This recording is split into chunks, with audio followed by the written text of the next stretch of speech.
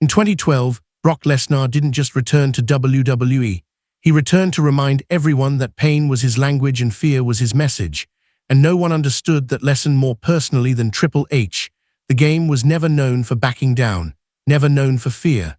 A man who built his legacy on toughness, power, and survival.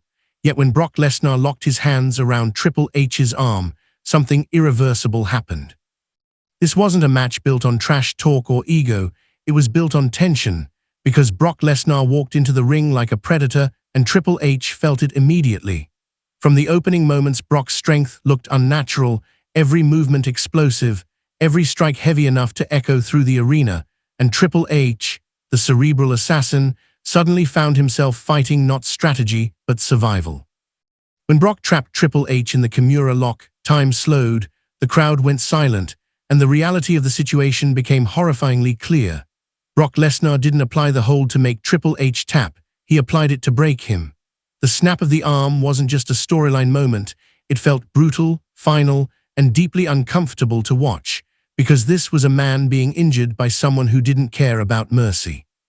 Triple H screamed, officials rushed in, and Brock refused to let go, sending a clear message that this wasn't about winning, this was about destruction. From that night forward, Triple H carried more than an injured arm, he carried the memory of helplessness, something he had rarely experienced in his career.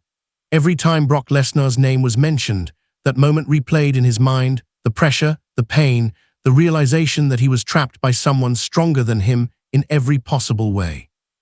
Brock Lesnar exposed something no one thought possible, that Triple H, the ultimate authority figure, could be broken physically and mentally. When they crossed paths again, the fear wasn't spoken, but it was visible in Triple H's eyes, in his hesitation, in the way he prepared not to dominate but to survive. Brock Lesnar had turned the tables, making the hunter feel hunted. The arm break became a symbol of Brock's dominance, proof that experience and intelligence could not overcome raw violence. Fans watched Triple H stand taller in later matches, but they also noticed the edge of caution that hadn't been there before, the respect that bordered on fear. Brock Lesnar didn't need championships to control Triple H. He controlled him with memory, with pain, with the knowledge that at any moment it could happen again.